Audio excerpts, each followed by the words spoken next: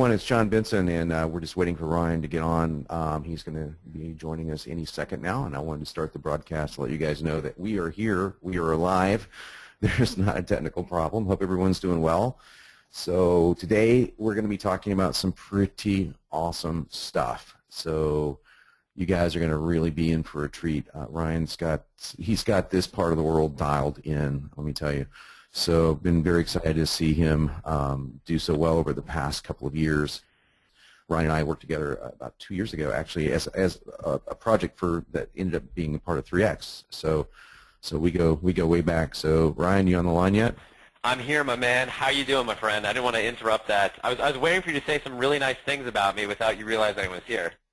That's my trick. I come on a second or two late just to see the nice things that people say about me. Give me a nice ego boost to get me through the rest of the day. There you go. There you go. So I was just beginning. So yeah. So awesome. Well, I tell you, everyone knows funnels are where it's at, right?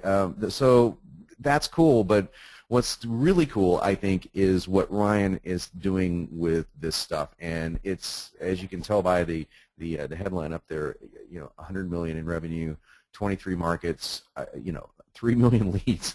I think it's probably worth paying attention to. So Ryan, if you can give us give me a rundown, because I have a cutoff today at 12:45. Unfortunately, okay. I have to leave my I'm doing this from my home, and I have to leave my home at 12:45. But I know that you have a lot of training you want to get through today. So what kind of time frame are we looking at, so everyone will know what to do?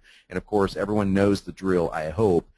If we're giving you all this information, we're giving you a lot of time, please give us your time. Put away anything that it could be disturbing you, like Facebook, Twitter, Instagram, Pinterest, your cell phone, your dog, your cat, whatever it may be. Just give us this time here, and it's going to pay for itself like multiples over. So, Ryan, what do you have in store? Yeah. So, John, I always love listening to you talk. You've got such a great radio voice, and you've got such a great pace. I grew up in the Northeast. I talk fast. I've got a lot to cover, and I'm going to try to keep this to as close to 90 minutes as possible. And I know some people might have to jump at the top of the hour, and I know you've got to run a little bit early. So I'm going to try to keep this as close to 90 minutes as possible. And in that time, I'm going to leave time for Q&A. And really, my hope and expectation, and I've done this training a few times, and I know that there are some great questions that come up, and I want to make sure that we have a chance to get to all of them. And my intent, my hope, is that you're going to walk away from this training with some immediate tactical things that you can put to use in your business. So this is a training webinar that you're going to want to have a pen and notebook out. You're going to want to take some notes. If you have an Evernote or if you use something like that, you're definitely going to want to have that. And I'll give you a little hint, and I don't always say this, but you might want to have your screen capture software ready as well if you want to take a screenshot of some of the things that we're going to be going through, because again, we've got a lot to cover, and I want to make sure that we have time to cover everything. So John, I'm good. If you have to drop off early, no worries from that standpoint. I know you've got a lot going on, and I've got the 90 minutes blocked off. Oh no, dude, I'm just muting myself. I'm going to be listening too, so I'll be here, and then if I'll probably be around for at least some Q&A at the very end. So I hope I'll stay as long as humanly possible. Awesome. Great. Shall we dive right in? We shall. Awesome. Can everybody see this slide? I have like this Starship Enterprise type setup where I've got 3 monitors set up. I want to make sure I'm showing the right monitor. So you should see John's handsome face on the right-hand side, my goofy face on the left-hand side. Can you just, in the chat box, just let me know, can you see that slide? Okay. 2 black and white images. Kirk says yes. Joel says yes. Paul says okay. Joel says yes. Awesome. Doc says yes. Greg, David, Melissa, awesome. I am so pumped. I'm so pumped to do this because we're going to be covering what I consider to be one of the most, I think, valuable things that is happening right now in online marketing. And I'm going to be walking you through what I consider to be the slightly weird ask formula, survey funnel formula. It's something that I've used to generate over 3 million leads, over 200,000 customers across 23 markets, and over $100 million in revenue. What's most amazing about this is that those numbers that I just mentioned right there, and I know I can say this to you because if you're in John's world, I would consider you an advanced marketer. Right now, today, we are averaging over 52,000 leads per day across all the markets that we're in. In some markets, we're generating as much as 16,000 leads per day using exactly what we're going to be covering together. So why I'm so excited about this is because it doesn't matter where you are in your business right now, if you're just getting started, if you have a business that you're scaling up, or if you're already doing 7 or 8 figures, there's a place, I think, for what we're going to be covering. So with that being said, let's dive right in. One of the first questions I'm always asking myself whenever I attend an online training presentation, I'm always kind of wondering, is this something for me? Is this something that I can use in my business? Is this worth paying attention to? So I want to answer that question right off the top. So who is this for? So if you're launching a new business, you've got a new product that you've been thinking about, or you've got a new project you're thinking about getting off the ground, then this is something that I think you will be able to use in your business. If you have an existing business right now and you've maybe struggled to make cold traffic work, whether it's, you've had issues with Facebook, either rejecting your ads, or you've had trouble making Google AdWords work profitably, or you've heard all this buzz about native advertising, but you haven't quite been able to make it work. Or if you're tired of having to rely on affiliate traffic, joint venture traffic, and running internal launches to keep the lights on, or if you simply want a proven evergreen funnel that you can build once, something that you can just create and have run month after month after month and really set it and forget it, or if you're in a position where you have clients in any one of those situations, what I'm going to do today is I'm going to show you what I consider to be the holy grail of online marketing, which is how to convert cold traffic into customers. Now, I get it. You hear this. It sounds great. It sounds kind of hypey a little bit. So the question is, this is great, but how are you going to do this? What's the unique mechanism? What's the process for doing this? Well, it's right here. Now, what you see in front of you is the exact process that I go through and my team goes through every single time we enter a new market. This is what we consider to be the survey funnel process, or the ask funnel process. What you see in front of you here is the flow chart describing that overall process from start to finish. Now, as I mentioned, we've got a lot to cover. Our time is limited. And what I want to do is I want to be able to go deep enough in a few key areas that are actually going to make a difference. So in other words, go deep enough to give you some actionable, tactical things that you can apply in your business. So I want to focus on 3 of the highest leverage aspects of this process in detail today with you. Now, whenever I've done this training in the past, I've always had a few people, and there's actually a few people in the chat right now saying, is it possible to get a copy of that flowchart? So here's what I want to do. I'm going to go back a slide here. If you would like a copy of this flowchart here, just do me a favor. In the chat, what I'll do is this. If enough people are interested, I've got one of my assistants on the call, Megan.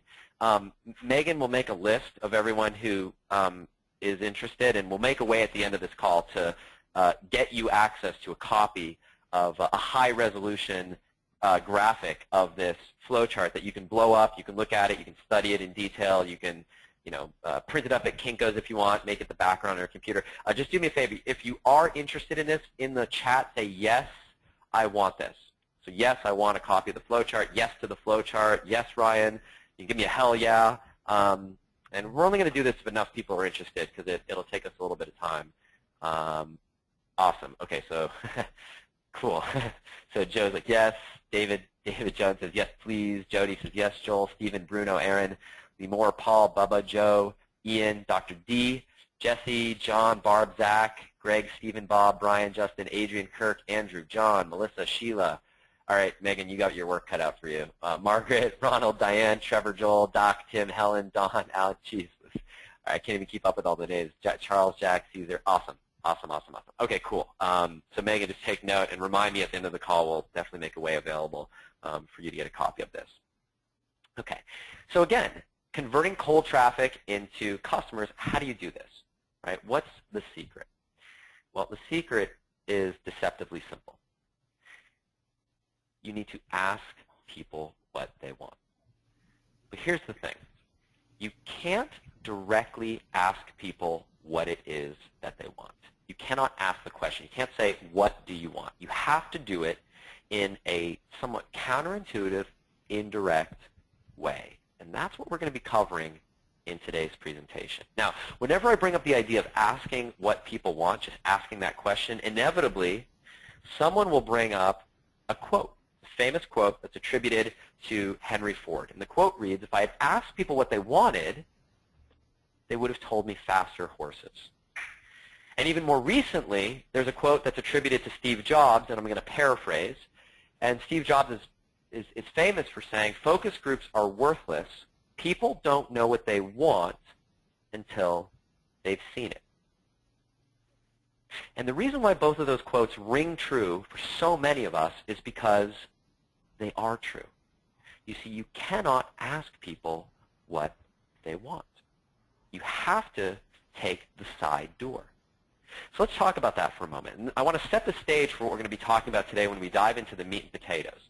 So this is the first thing, if you're taking notes, that you're going to want to write down, because there are only two types of information that people can accurately answer when it comes to telling you what it is that they want.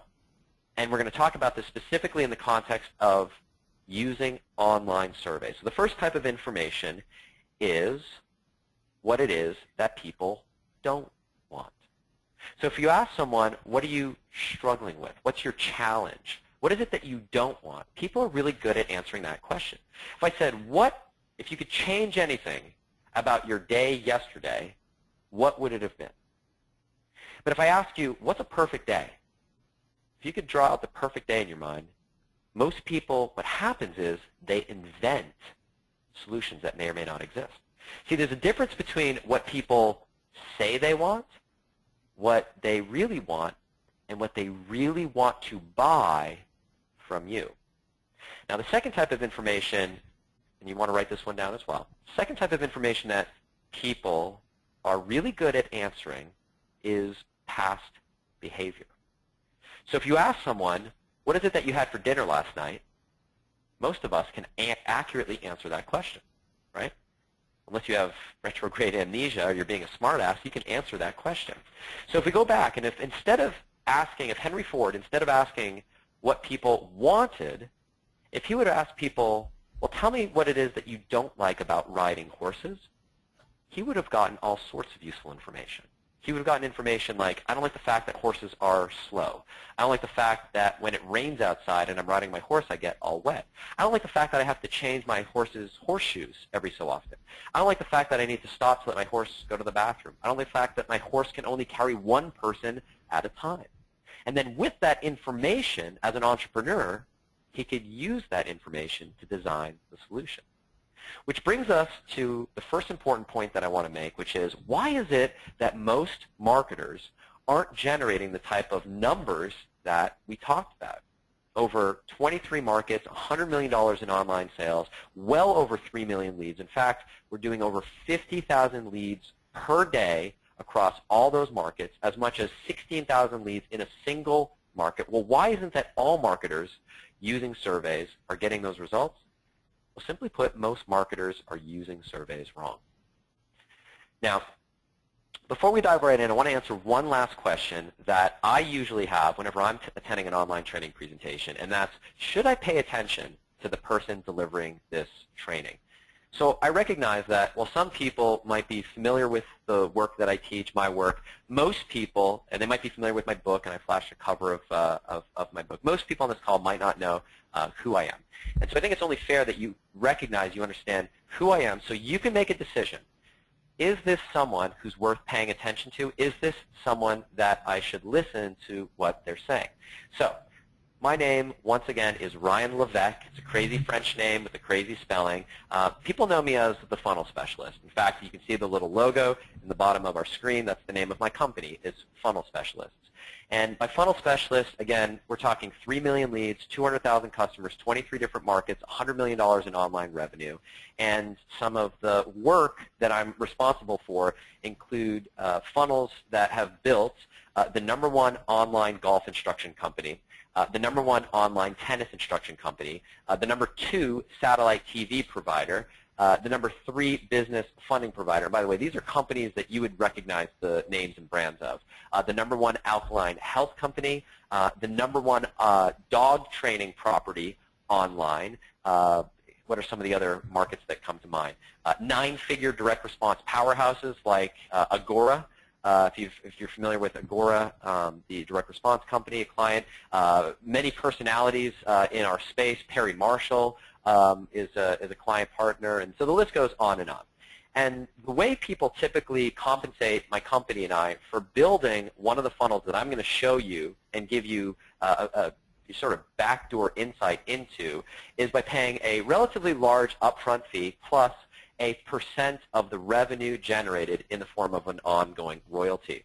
And so people pay anywhere from $15, $20, $25, $40, $50,000 upfront plus an ongoing royalty that ranges anywhere from a few $1,000s a month to tens of thousands of dollars per month. And in addition to the done-for-you private client and agency work that my company does, in addition to that, I also have a private consulting group consisting of 20 CEOs, business owners who pay $5,000 a month to get access to an hour of my time every single week. And this group is been filled up. It's been closed for the last 18 months, and in fact, there are over 100 people waiting to get access to this program. Now, the reason why all of this is true is because this stuff works. Now, what you see in front of you here is one funnel in one market in which we generated just under $9 million in top-line revenue last year and profited over $6 million in revenue. That's something that I get a nice, healthy piece of. Now, lest you think that this is something that is only for large 7, 8, and 9-figure businesses, and you think maybe this doesn't apply for you or to your business, I want to give you another example. So this is another market. This is a ClickBank market. I know this is a space that Jon is intimately familiar with, because he's been responsible for so many top-performing offers in this market over the years. This is a market where we did about $125,000, $126,000 last year.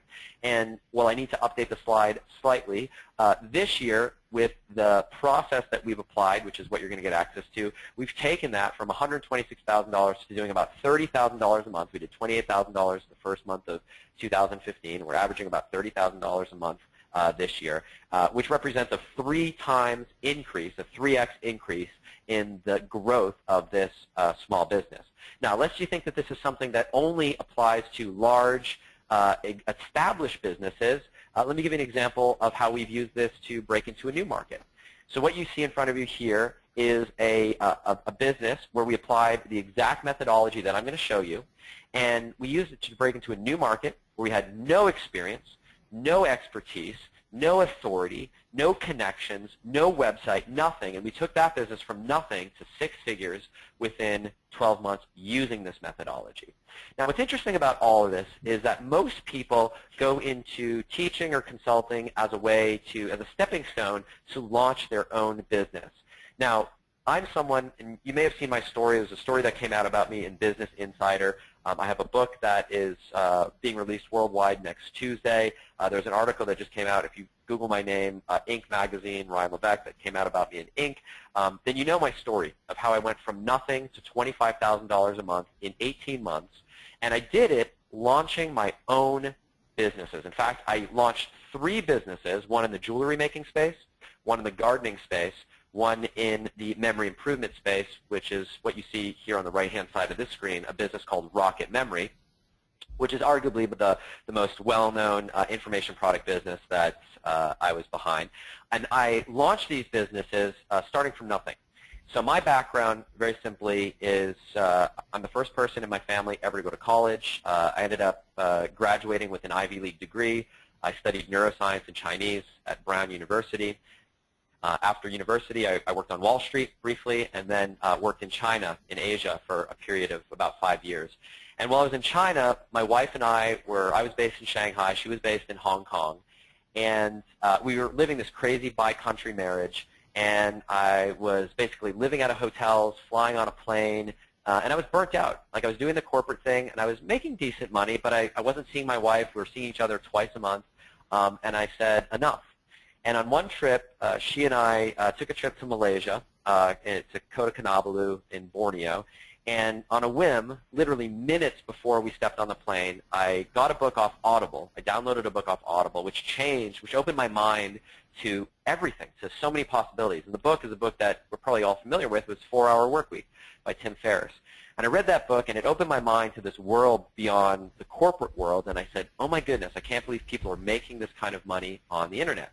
So after I read that book, got back to Shanghai, I bought a whole bunch of different courses. I studied Gary Halbert. I studied John Carlton. I studied someone who went on to become probably my most influential mentor, a man by the name of Dr. Glenn Livingston. I bought all these different products. I tried a whole bunch of things. I failed a bunch of times, and eventually I started to make progress. And initially it was in a market that my wife identified, an obscure jewelry making market where we taught people how to make Scrabble tile jewelry, of all things, the Scrabble tile jewelry market. It's a business that we took to almost $10,000 a month. And when that fad crashed, the market crashed, I left my job at the company I was working for, which was AIG. I quit the day that the Wall Street Journal had a headline that said AIG to file for bankruptcy. And my wife and I moved back to the States. She took a job earning $36,000 a year as a museum curator in Brownsville, Texas, and we had one car. I'd drive her to work. I'd come back, and it just worked. And using that time, was able to take our business from, again, nothing to $25,000 a month, and then replicate the process 3 times in the markets that I mentioned. And then at that time, I started attending masterminds, and people started getting the rocket memory business started getting people's attention. And eventually, I was approached by someone who said, "Hey, your process is brilliant. Would you ever consider doing this for another company?" And one thing led to another, and 23 markets later, here we are today. And the reason why we don't have to get into all the hundreds of things that people have said about the work that I've done, but the reason why I want to bring all this up is not to give my ego a stroke, not to make me feel better about myself, but really to give you the confidence that what you're about to get access to right now has been tested across multiple markets. It's been battle tested. It's been stress tested. We've tested it on different traffic sources. And by the way, when I made the corporate jump back in 2008, so I've been doing this now going on 8 years, almost 9 years, and I have funnels in place running on cold traffic on Google that have been in place since 2008. And the reason why I want to mention that is it gives you the sense for how the longevity in what you're about to get access to, that this is something you can build a solid foundation on and something that can last for years, not something that's going to last months and have to redo it. Okay? With that being said, I want to make one last point, and we're going to dive into the reason why you're here, which is all the good stuff. And the point is this: simplicity is powerful. Show of hands, how many have you ever been caught up with, by some shiny object? I know I have. It's enticing when you see some post in some forum about some, Facebook arbitrage opportunity where if you do this little trick, it's going to, give you this incremental boost. We all get enticed with things like that. The problem is those things are short-lived. It's often fool's gold. The real opportunity, and John knows this, is when you've got a really good big idea that resonates with your market, right? You've got a really good hook that just, it just speaks to what the market's thinking. And oftentimes, the most simple things in life, whether it's the printing press, the wheel, electricity, those are the things that are most powerful. And marketing is no different. And the reason why I want to underscore that point is that some of what we're going to be talking about may appear on the surface to be simple, but simplicity is powerful. Now, with that being said, I'm going to take a sip of water here, and we're going to dive right in. I want to start by talking about the 3 biggest mistakes that I see with businesses who approach me to work with them and the businesses that I see doing business online today. And as I go through these 3 mistakes, what I want you to do is you might want to jot them down in your notebook and just kind of think to yourself, which of these 3 mistakes, and usually businesses are making at least 2, which of these 3 mistakes might you be making right now in your business? Now, the first mistake that I see, or the problem that I see with businesses, is that the traffic that they're going after is too broad. And let me explain what I mean by that. So let's pretend for a moment that you have a business and you're a local business. Let's say you're a local plumber, and you're in my home city of Austin, Texas, and you are advertising and you're trying to get business online. And you might be advertising on a keyword like, for example, local plumber, Austin, Texas, to fix leaky toilet. Now, on a keyword like that, it's a pretty easy ad to write, right? It's a pretty easy landing page to create. Your ad might say something like, in Austin, need a plumber, leaky toilet? Call us today at 1512, blah, blah, blah. And your landing page could be very similar.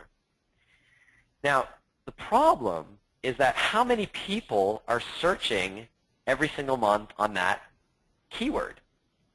Maybe like 2, right? So as you try to expand and cast your net wider and get more volume of business, how do you create an ad or landing page around a keyword like plumbing or home improvement? Or what about if you want to advertise on a site like DIY.com? Or what about if you want to advertise on Yahoo.com? See, the challenge is, as you expand to the type of traffic that is potentially available, it becomes increasingly difficult to be relevant to wider groups of people. Okay? And I'm just going to, there's a little bit of background noise here. I'm just going to see, that's me. Mute all, except for me. Cool. I think this is me. Good.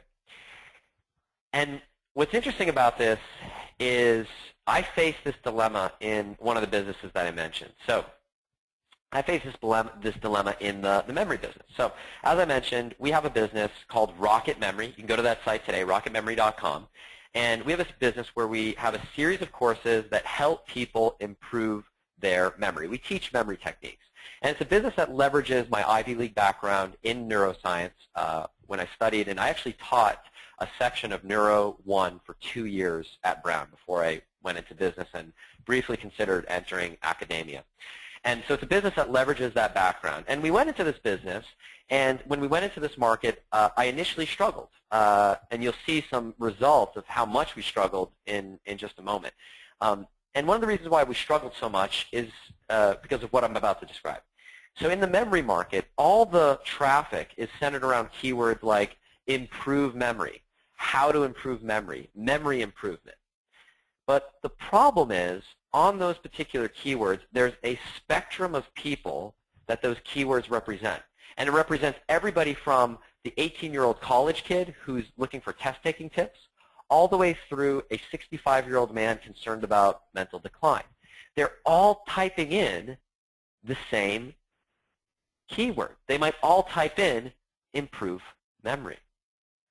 So the question is, how do you write an ad? How do you write a landing page? How do you build a funnel and advertise on a keyword like improve memory and make it relevant to that entire spectrum of people, each of whom have different needs, wants, and desires? Well, the answer is you can't unless you use what I'm about to show you. Now, the second big problem that I see with the businesses that I work with is they don't know why their prospects don't buy. They don't know why their prospects don't buy. Now, show of hands, and actually go to the GoToWebinar chat on this. I'm really curious. What would you consider to be a good kind of in the neighborhood of where you want to be in terms of your cold traffic sales conversion rate? So in other words, what's the percentage of people that's generally viewed, sort of the generally accepted percentage of people that represents a decent cold traffic sales conversion rate? So I'm looking for a percentage. So the percent of people who land on your website who become customers? I'm just curious to know. So in the chat, just type in whatever number, and I'll read off some of the numbers. I'm just curious to know what numbers come to mind, and we'll go through some of this. So Cam says 2%, James says 4, Doc says 0.6, Tim says 5%, Steven says 5, Sheila says 10%, Jay says 5, Jesse says 2, Charles says 1, Ronald says 1, 2, let's see, 5, 1, 3, awesome, awesome. 15%, 8%, thrilled percent. Justin says, I'd be thrilled with anything north of 1%. Awesome. Jim says 2. Charles says 1. Ian says 2. Chris says 30. Chris says 9. Excellent. Cool. Dr. D says 15. Kyle, awesome. Awesome. And John knows this, but generally speaking, off cold traffic in volume, the number that's kind of, a starting point, you're in the ballpark, is 1%. If you're doing 2%, then you're doing pretty well. If you're doing 5%, then you're absolutely crushing it. And if you're doing 10%, listen, you're not on this call right now if you're doing 10%. You're hanging out with Richard Branson in the Caribbean somewhere on your own private island or your private yacht, because you've made all the money that you will ever know how to spend at 10%. But think about that for a moment. If you look at those numbers and you flip them around, what that really means is that even best case scenario,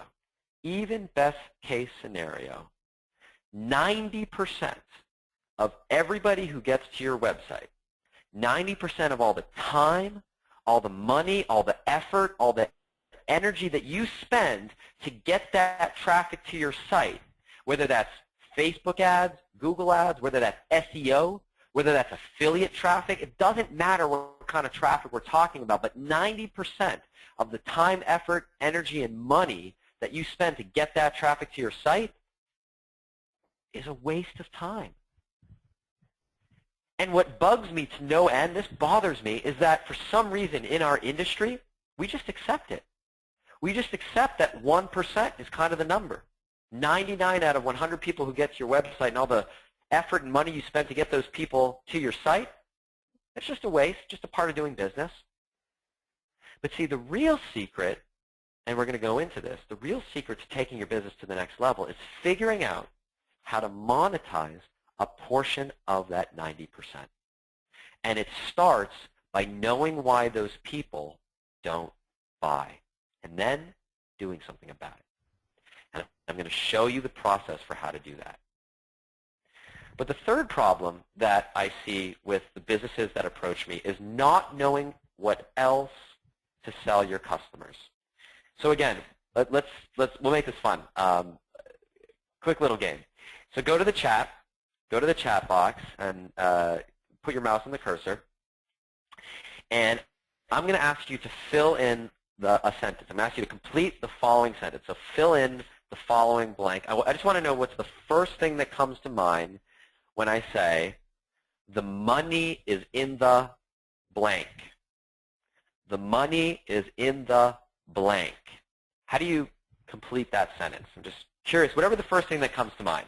How do you complete that sentence? And we'll read off some of the answers that come through. Let's see. Awesome. Awesome. Geez, I can't even keep up with these. Ton of answers. Okay. Let's read some of these. You guys are awesome, man. This is such a great, John, you have such a good group here. I love the engagement. Okay, I can't even keep this up. Okay, money's in the list, sale, bank, back-end, bank, list, bank, copy, list, pocket, follow-up, list, copy, list, information, follow-up, click, back-end, list, my pocket, list, relationship, bank, relationship with you, my imagination list, man, list, awesome. Such good responses. Now, in this context, and there are a few people who got to the answer I'm looking for. And I think the first one to get the answer is, scroll back up, first one to get the answer is, I think it's Dr. D. Nice job, Dr. D. And I noticed that Levi got the answer I was looking for, and who else? A few other people got the answer. Forgive me if I don't name your name. Zach got the answer. I'm looking for, great job, Zach. Awesome. Awesome, awesome, awesome. The money in this situation, the answer I was looking for is the money is in the back end. And anybody who said list, by the way, which is also a great answer, anybody who said list or some variation on this, it's really just a way of saying the same thing in a slightly different way, right? Because when you have the list, the money is not in the first thing that you necessarily sell people. It's in all the other stuff that you sell next. Okay, so let's take a step back for a moment. So not knowing what else to sell your customers, why is this such a problem? There's so many businesses out there that are so fixated on generating that first sale, right, that first front-end product, that they forget, overlook, or don't put enough time and effort into determining what's the next thing that they should sell. You see, the money is in the back end, and what that really means is in today's day and age, especially if you want to scale your business, it's unrealistic to expect to generate a ton of profit on the front-end sale. It's more realistic, if you want to scale, to either break even on that front-end sale or even generate that first sale at a loss, what we call a loss leader. Now, the reason why, the thing that separates businesses like Agora, who is a 9-figure direct response business, so they've, hundreds of millions of dollars a year is what they generate, and most of small business owners, is that Agora is willing to go in the red. They're willing to take that first sale at a loss and generate it, lose money to acquire a customer, and then sell more stuff to them on the back end to make that money. Another company that I've done some work with is a company called Guthy-Renker. And so Guthy-Renker is the world's largest TV infomercial producer. They have a product that most of us would be familiar with called Proactive. Proactive, when they sell Proactive, because they know that they're going to sell more to that customer, they lose money on that first sale. That first set or package that they send with the Proactive solution and the other chemicals and premiums that it might come with, they give that away. They sell that at a loss. Omaha Steaks does the same thing. They sell the first thing at a loss. Now, the question is, why do most businesses fall short here? Why don't they have success here? Well, the reason why is because that back-end conversion just doesn't materialize. They sell that first thing and it doesn't lead to more business. Well, why is that? Why is there that gap? It comes down to this. It comes down to knowing how to sell that first thing to set up the need and desire for the next thing. In other words, each sale sets up the next thing that you sell. The most basic, brilliant example of this is when the last time that you went and hung out at a bar, what's the first thing that the bartender puts on the bar in front of you? This is not in every bar, but in many bars. What's the first thing that they slide in front of you? What's the first thing that I'm just curious, in the chat, like what's the first thing that a bartender sticks in front of you when you're sitting at the bar and they slide in front of your, Adrian and Steven got it, yep. And so does James, and Dan, and Dion, and Ian, and Lemore, and Jim. Something salty, right? They slide a little thing of peanuts or snack mix. So what are they doing there? It's a loss leader. They're setting up the back-end sale. They're setting up, they're giving you something to set up the need and desire for that next sale. They know they make your mouth all salty. You're going to be what? Thirsty. The more thirsty you are, the more you drink. Now, where most businesses fall short is they don't know what that thing should be. They give the peanuts away, they sell the peanuts, and they say, what next? And the reason why that's such a challenge is because most businesses don't have a process to figure out how to strategically set up each sale in their sales sequence. So what's the solution to each of these problems? Well, the solution, as you might expect, is this. And again, because our time is limited and because I want to go deep enough to make this practical and actionable, we're going to focus on 3 of the highest leverage aspects of what has come to be known as the survey funnel process, or the ask funnel process.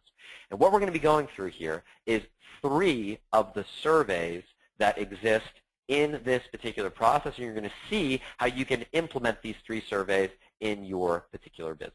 And we're going to start by talking about how to solve that first problem, traffic being too broad. And the solution in this case is the first survey in our list of 3 surveys, which is the micro commitment bucket survey. Let me explain what that means. So what you see in front of you here is a typical landing page from that business that I mentioned, Rocket Memory. Again, Rocket Memory is a series of courses and programs that we have that teach people how to improve your memory. And this is a typical landing page that you might see. Now, when we first entered into this market, we kind of looked at what everybody else was doing in the market. And we took a very typical, call it squeeze page style approach to marketing, where we sent people to a form asking for name, email, and a little bit of information. We did that. The result is what you see here. Now, what you see in front of you here is our Google AdWords account. And the 2 numbers that I have highlighted in red are our cost per lead, the cost per converted click, and our opt-in conversion rate. So when we went into this market, we were paying just under $13 per lead and an opt-in rate, conversion rate of just over 5%. So show of hands, are those numbers good or are those numbers bad? The answer is they're neither. The numbers are terrible. Those numbers are abysmal. And literally every time I look at these numbers, it takes me back to the anxiety that I had when I thought, I'm an idiot. Like, how can I, why are we not able to make this market work? And the tremendous anxiety around financially, wondering, is this business viable? And so I thought, well, if everything else that people are doing in the market, which is a good place to start, is not working, well, what's the answer? Well, my thought process was this. I said, well, let's time out a second. Let's take a look at what I might do if I were to have an exchange with someone in person, right? For some reason, when we get online, we tend to have this different way of doing things that just would not make any sense at all when we're having a one-on-one conversation with someone in person. Like, for example, if someone came to me back on Brown's campus and said, hey, Ryan, I hear that you teach people this memory thing. Can you help me out? The absolute last thing that I would do is say something like, absolutely, I can help you out, and here is my free report with 12 tips for improving your memory today. Just give me your contact information, and I'll hand over the report. That's like social suicide, right? I mean, that would be like the weirdest thing to do to someone in person. Yet, effectively, that's what we're doing online when we go through a typical squeeze page path, right? Get this free thing in exchange for your name and email. It doesn't fit with the in-person process. So I thought, well, what would I really do? Like, how would I really respond to someone who asks for help? And the way I'd respond is pretty simple. It would be a little something like this. Hey, you're right. You're right. You've heard right. I do help people improve their memory. In fact, this is what I've been doing all day, every day for really the last 10 years. But here's the thing. Before I can honestly tell you if I can help you or, if I can do anything for you, I really need to know a little bit more about your situation. So would you mind kind of telling me a little bit more about, like, what is it that you're struggling with? Like, tell me, what are you trying to, what's the reason for improving your memory? What are you trying to accomplish? What are your goals?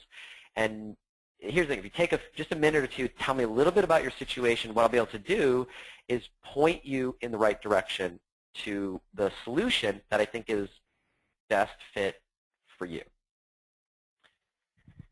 So what I did is I said, well, let's try that out online. Let's take that approach. Instead of trying to jam a one-size-fits-all solution down someone's throat when they come to the website, let's take the process of asking a few simple questions. And when we did that, here's what happened to the numbers. Overnight, our cost per lead went down from $13 a lead to under $5 a lead. and from a 5% conversion rate to a 12.5% conversion rate. And if you're doing the math at home and you're curious, that represents a 60% drop in our cost per lead and a 140% increase in our opt-in rate. But here's the thing. It gets better. Because over time, my whole bucket survey concept evolved to include something that I like to describe as micro commitments. So again, once again, I went back to my background in neuroscience and psychology, and I thought, well, what else can we leverage? What else can we use from psychology to maybe take those results further? And I started going back to the research on the psychology of change and the psychology of asking people to do things. And what's interesting when you start reading the literature and the research is that to our brains, to any change that we're asked to make in our life, whether this is a positive change or a negative change, our brains perceive that change as a threat. In fact, what's interesting about it is that whenever you're asked to make some sort of change, there's a part of your brain in the limbic system known as the amygdala that lights up. It's the part of your brain that's responsible for that fight or flight response, which is really more accurately described as the fight, flight, or freeze response. And what's interesting is that this same response is elicited online.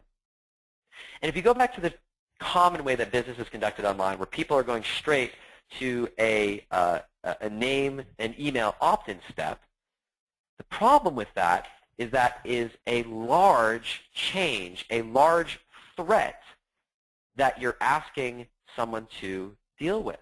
And so what happens is if someone lands on your website and you are immediately asking for name and email, it's kind of like in relationship terms, if you meet someone for the first time and instead of waving from afar and maybe extending their hand to shake your hand, they come in, arms outstretched, and give you a big sweaty hug and a sloppy kiss on the cheek, right? To some people, culturally, that might be accepted in some cultures, but for most of us on this call, it's kind of like a little too much too fast. But asking for name and email can have that sort of effect. So the question is, if name and email creates this threat response in your prospect's brain, what's the solution? Well, the solution is this. You can actually hack that fight or flight response. And the way you hack it is by reducing the size of the threat to be so small that it doesn't fire off that fight or flight warning signal in your brain's amygdala.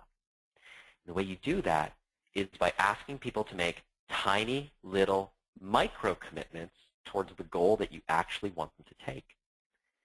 And so what I started experimenting with was instead of asking people to opt in with their name and email, we'd send people to a short little video. The video would compel people to answer a series of short, simple, multiple choice questions that would then culminate in a name and email request. And when we did that, the result went from $5 a lead and 12.5% opt-in conversion rate to $3 a lead and almost 20% opt-in conversion rate.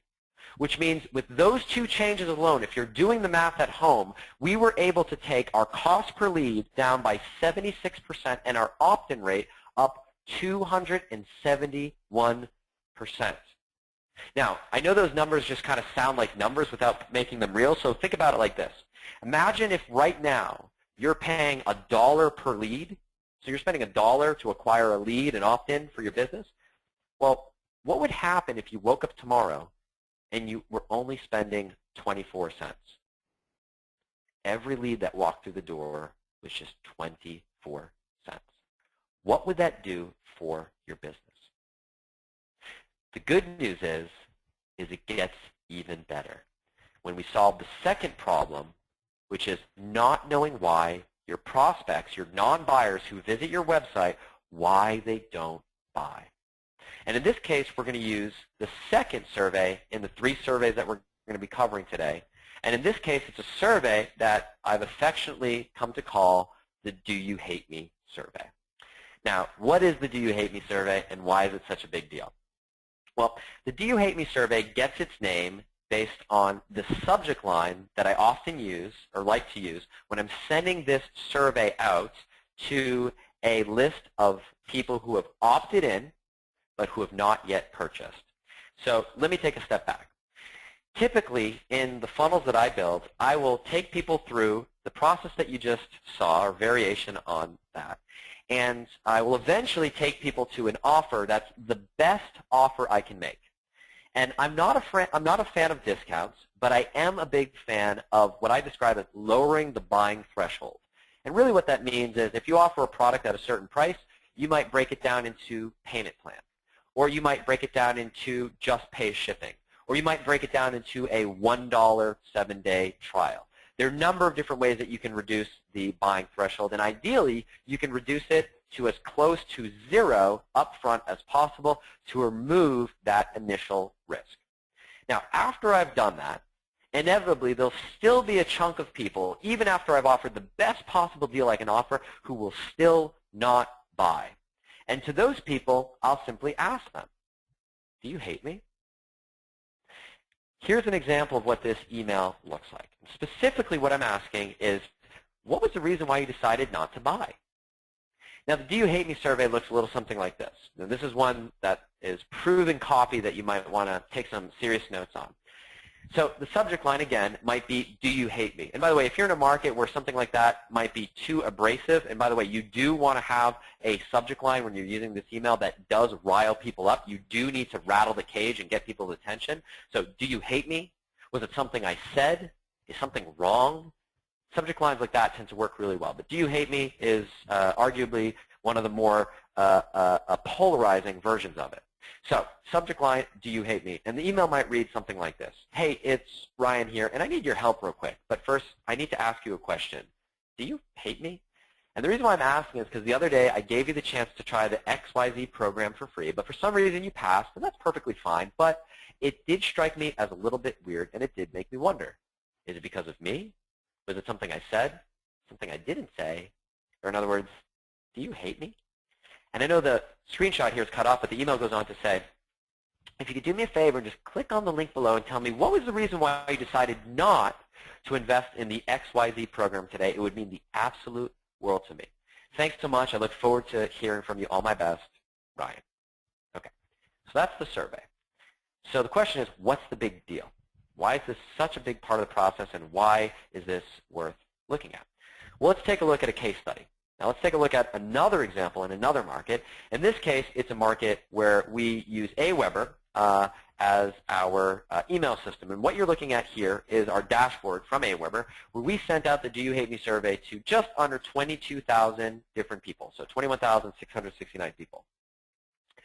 We did that. We got about 7,500 people to open this email, so 35% open rate, 2,000 people to click, just under 10%. And of the 2,000 people who clicked, we got about 1,000 people to fill out the survey. Now, what you're looking at here is a dashboard from our Survey Gizmo account. Now, we sent this out and basically asked people, why didn't you buy? Now, the feedback that came back was shocking.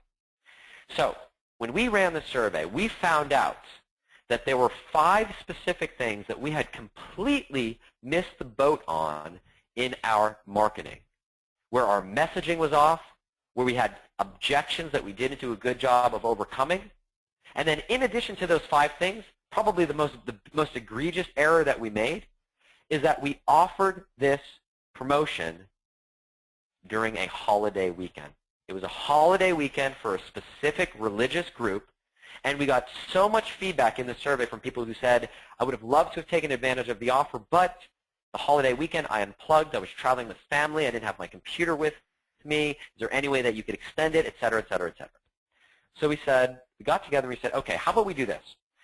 What if we send out a couple more emails, each of which overcomes the 5 key objections that we didn't do a good job of overcoming, and in addition to that, we'll hold a webinar answering all those questions that we didn't do a good job of covering, and we'll extend the same offer for another 48 hours, to be fair, because we don't want to discriminate against the religious group in question, and we want to make this available to everybody.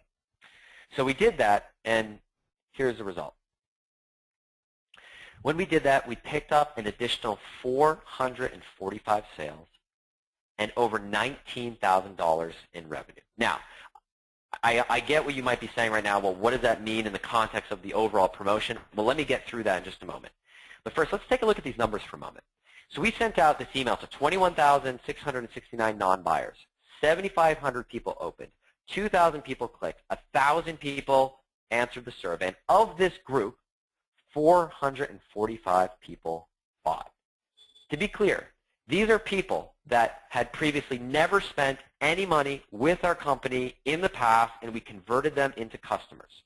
And to give the number, that meant represented 2% of people who had previously never spent any money with us had come through and purchased and became customers. Now, remember when we talked about that 90% of all that traffic, all the time, money, and energy and effort that you spend getting people to your website, getting people onto your list, that people just don't spend money, and how the secret to taking your business to the next level is monetizing a portion of that 90%? Well, here's one of the ways that we do that, 2% at the time.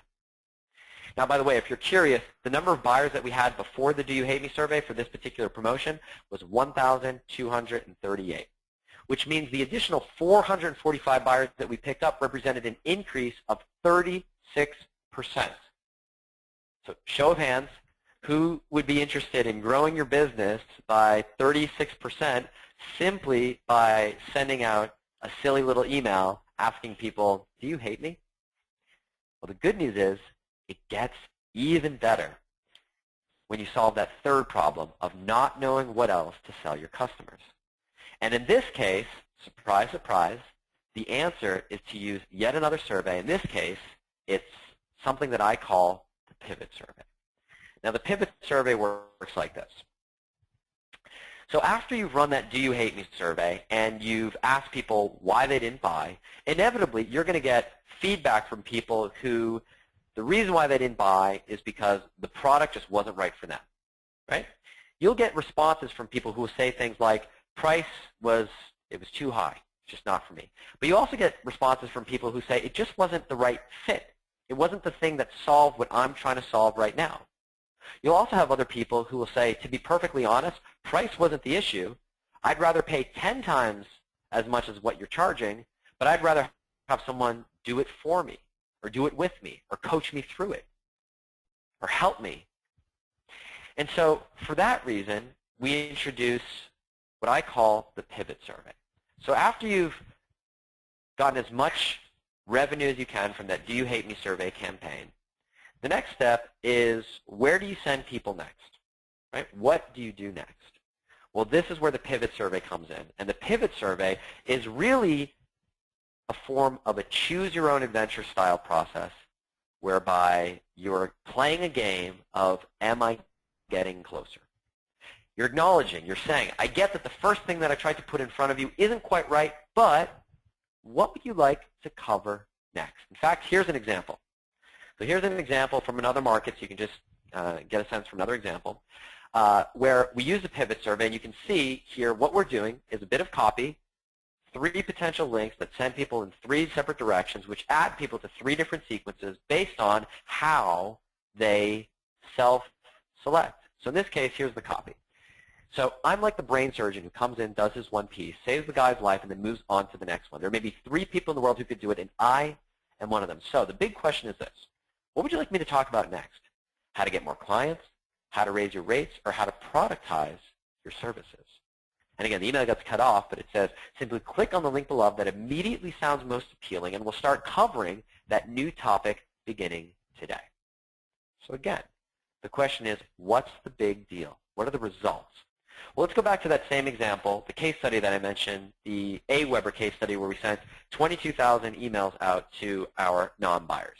Now, if you look at the math, we sent out 21,669 emails, and we got 445 people to buy, which is great. But we still had 21,000 people who didn't buy anything. Well, this is where the pivot survey comes in. So in our example, we had an initial group of 1,238 buyers, 445 Do You Hate Me buyers for a total of 1,683 buyers. When we added the pivot survey on the back end of it, sending it to people to one of several products, giving them the option to raise their hand and say, what do they want us to cover next? We generated an additional 217 buyers, which represented, in the original campaign without both of these surveys, about $53,000 in revenue. When we added the Do You Hate Me survey, we picked up an additional $19,000 in revenue. And then when we added the pivot survey in the back of that, we picked up an additional $8,000 in revenue, which represented over $27,000 in additional revenue, or an increase in 52%. So again, show of hands, who wants to grow your business by 52% simply by asking a few simple questions, asking the right questions at the right time to the right people. And by the way, if you want to think about those numbers in concrete terms, that would be like if you're making, say, $100,000 this year, growing your business by 50% would be like making $150,000 next year. Or if you're making $200,000 this year, making $300,000 next year. What kind of increase would that do for your business? Oh, and by the way, that doesn't even include the pivot survey to buyers, so people who bought the first product. Remember we talked about setting up that sale? People who bought the first product and figuring out what product to sell them next. Now, like I mentioned, this stuff is simple, right?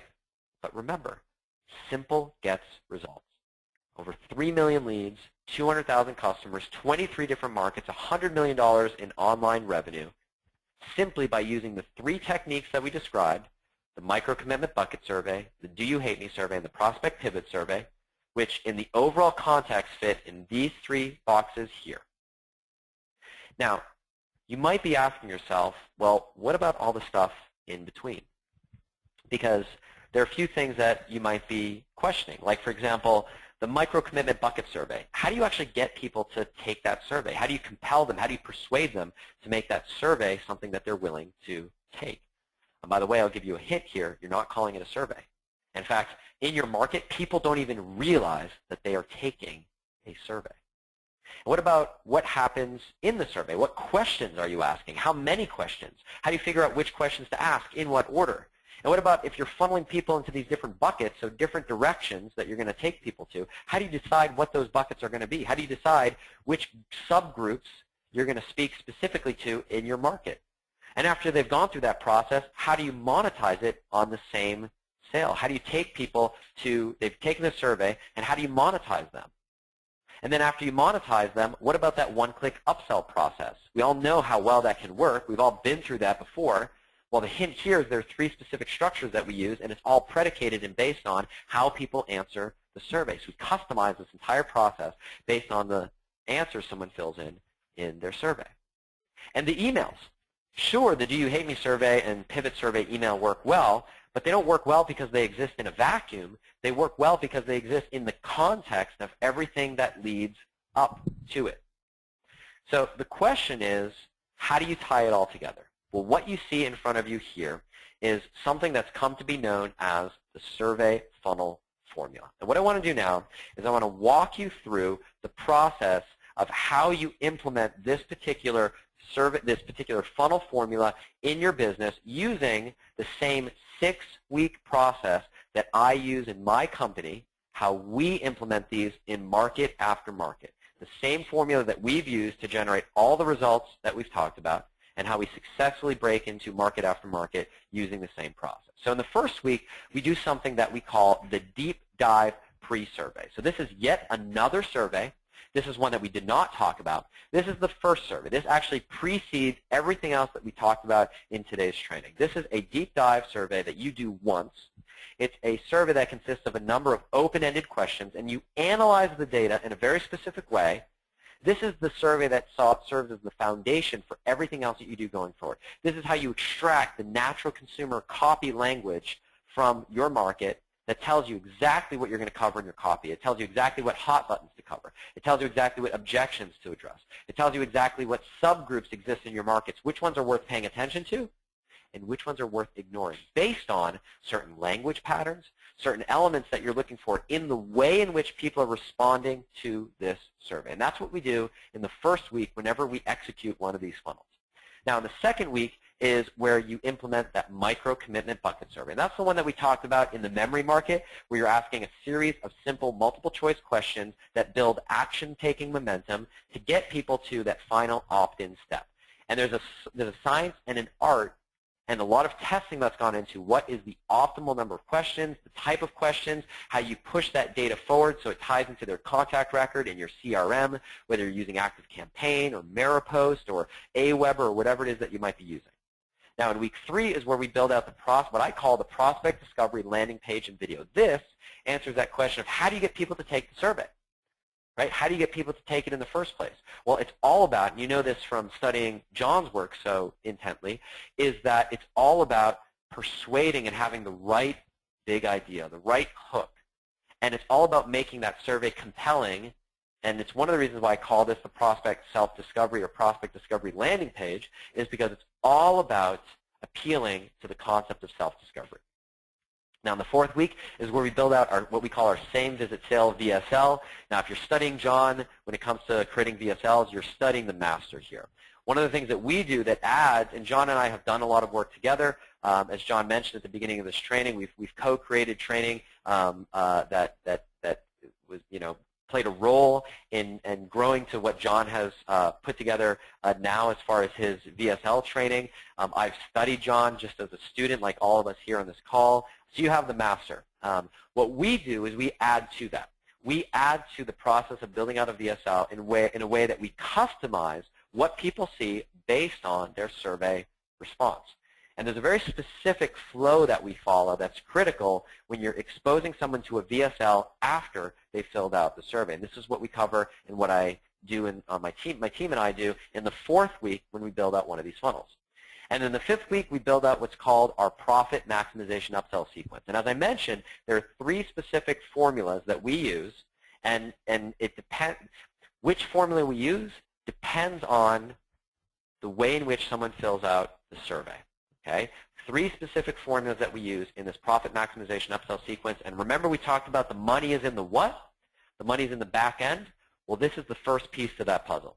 This is the first piece to monetizing that back end is through your one-click upsell sequence. And last but not least, in week 6, the 6th week, when we finalize our funnel, when we build one of these things out, is what we call the prospect and customer autoresponder sequences that lead all the way to that pivot survey. So we have a very dialed-in prospect sequence, so people who fill out this initial micro-commitment bucket survey but who do not buy, as well as a very dialed-in buyer sequence to get people to buy the next thing that we're pitching. And it all culminates in that pivot survey. And if you're wondering what happens after the pivot survey, well, this is where things get really elegant. Because what we do in market after market is we string these funnels together one right after another, where we go from survey funnel to the next survey funnel to the next survey funnel. In fact, we have markets where we have 7 or 8 of these strung together in a row, and we just add one right after another. Now, the reason why I'm telling you all this is because last year, about a year ago, in fact, last year, I attended a mastermind, and I had never revealed any of what I'm telling with you right now publicly, ever. And I was in a mastermind, and I was explaining a situation. I said to this mastermind, I said, guys, I'm in a situation right now where I'm kind of in a jam. And the jam is that I have more demand to build out these funnels for people than I have capacity to do myself. And I need a way to rapidly train up my team to get them up to speed, bring some new people onto the team, and train them up on this process. And I said, here's my idea. My idea is this. I've got a funnel right now that I need to build, and I'm thinking, what if I bring my team in and I go through my entire process from start to finish, take a real, actual funnel, and go through my entire process, and take them through the process I go through whenever I'm building one of these things out, cover all the technical aspects, cover all the persuasion aspects, which is probably most critical, all the how we make each step so compelling, go through the copy nuances, the specific languaging that we use and how we've tested certain things and why certain words are words we never use and other words are words that we like to use because they work so well, and go through an entire 6-week process and take my team through that so they can watch me over the shoulder ask questions, go through with me, and put them in a position where they can build out one of these funnels on their own. What do you guys think about that plan? Basically, everyone in the group said, yeah, that makes sense, Ryan. That's brilliant. I mean, that's exactly what I would do. And the one person in the back of the room who changed everything raised his hand and said, you know, Ryan, I don't know if you'd be open to this, but would you ever consider letting someone outside your company sit in on this training with your team? Because I would love to see this. And then what happened is, around the room, slowly, everyone started nodding their heads, one right after the other. And everyone started raising their hands and saying, you know, Ryan, I'd love to have access to this as well. Would you ever consider exposing and revealing your secret recipe outside of your team? And at the time, to be perfectly honest, it's not something I ever considered. It's not something that I ever thought I would do. And I decided at that event, at that mastermind, to do an experiment, to let a small number of people in with my team to go through that training with me live and ask questions and go through the process so they could learn exactly how I do things, how my team and I now do things. And when we did that, the results, the feedback was overwhelming. In fact, I'll share some of the results with you and some of the feedback in just a moment, but essentially people said they had never seen anything like that ever, and they couldn't believe that this process that I was going through. And it finally clicked for them. It finally made sense. They said, you know, Ryan, I always thought that you were a brilliant marketer, but I realized what it is you just have a really brilliant process. And I can see why you've had success in market after market after market. But there was one thing that people asked me about. They said, you know, Ryan, one thing I still don't know is how do you decide what markets to enter? How do you decide when you're going to pull the trigger on a project? How do you decide when you're going to pull the trigger on a new product idea? You know, I've noticed that you pretty much have an almost 100% success rate, but nobody's perfect. What's the catch? And so I said, well, there's a process I go through, and it's something I call my green light project checklist. And this green light project checklist is a process that I go through to evaluate every single opportunity.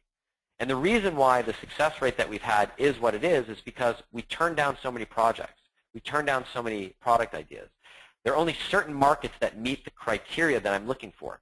And it's a mix of a checklist of items that I'm looking for as well as a quantitative process. I go through and I say, if there are X number of searches and Y number of competitors, and if the click price is this, and if the lead price is this, then I know that this is a project that is going to be a slam frickin' dunk.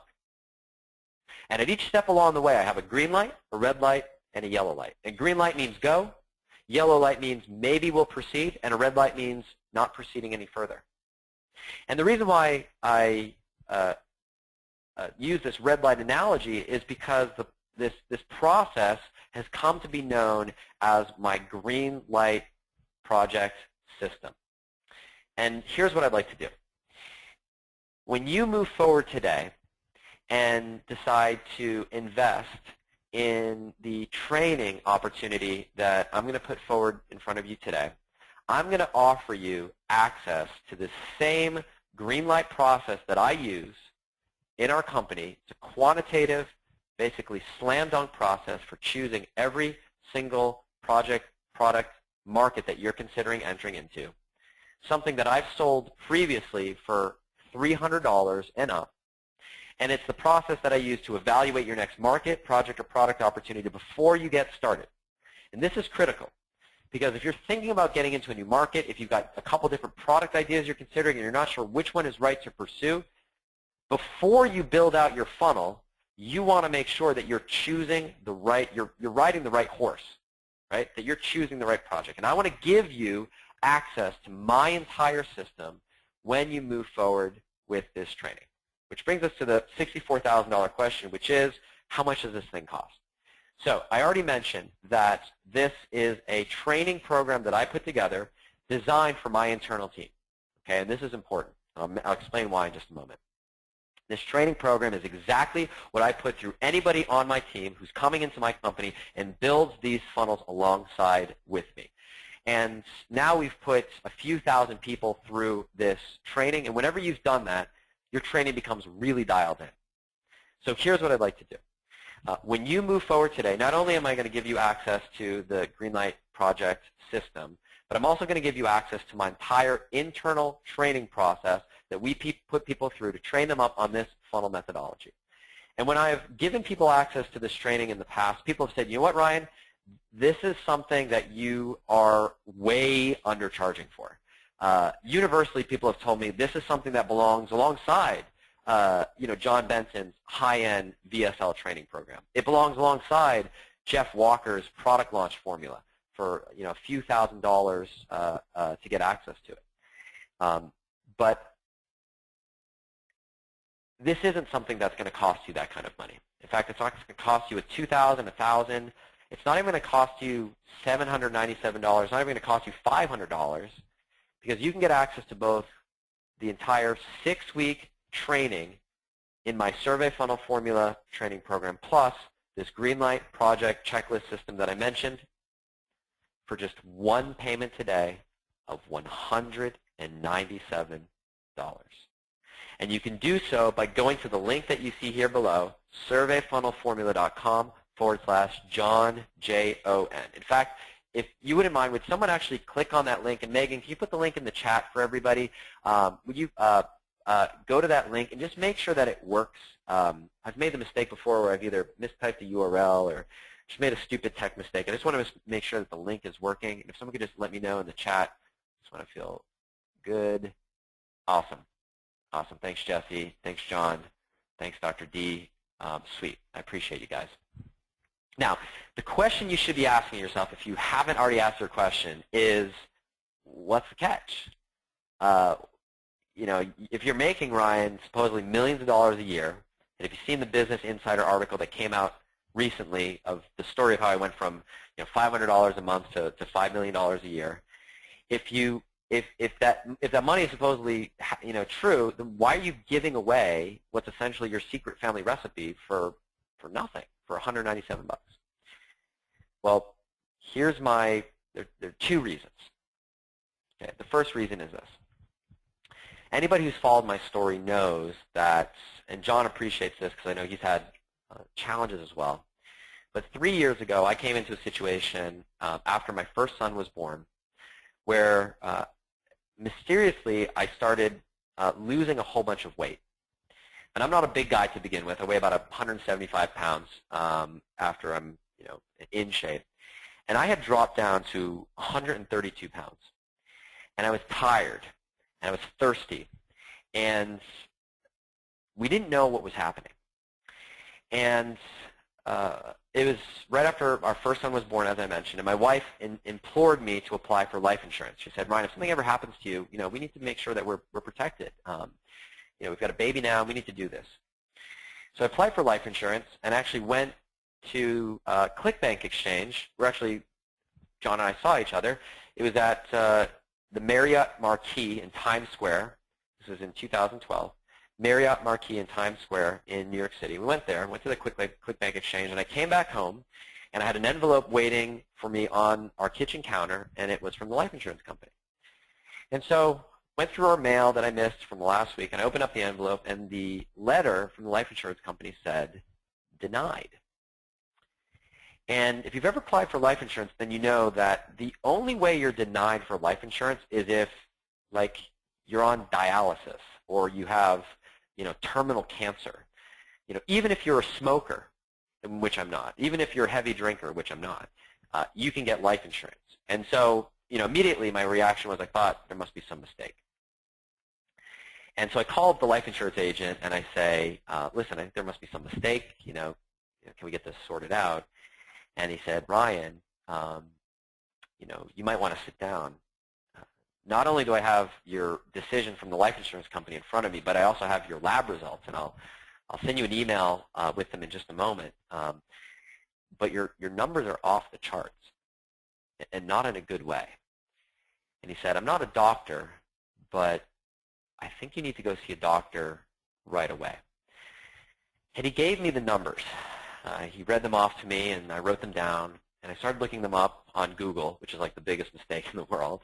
And the numbers, the results that came back were kidney failure, renal system shutdown, pancreatic failure, and the list got worse from there.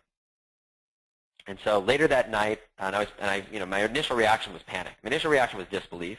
Second reaction was panic. So I didn't tell my wife until later that night when our infant was in bed, and she kind of casually asked me, hey, all set on the life insurance? I saw that the letter came in. And I said, well, we need to talk.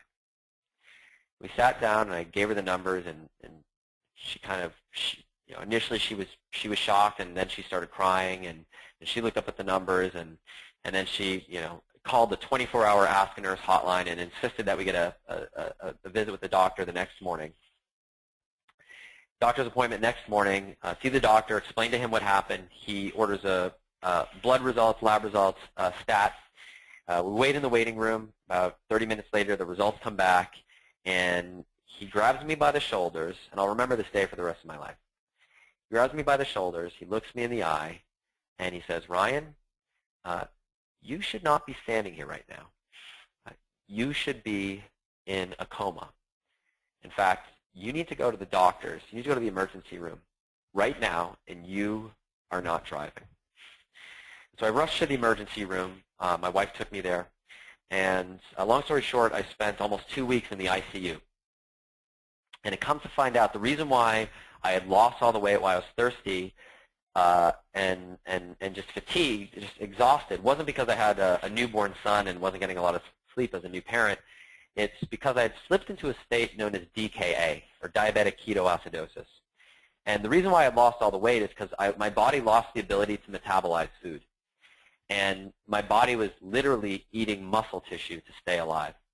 My kidneys were shutting down. My liver was shutting down. My pancreas completely stopped working and doesn't work today. I had blood in my urine.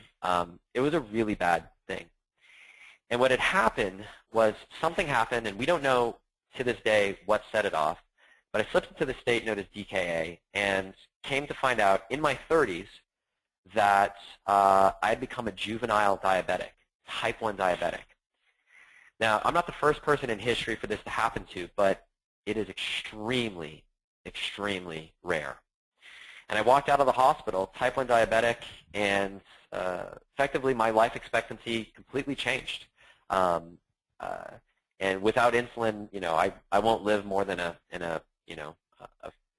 few years. And so, fortunately, being in the United States, that's not an issue. But spending 10 days in the ICU, isolated by yourself, coming to terms with your own mortality with a young family that you're responsible for, really forces you to put your priorities, under the microscope.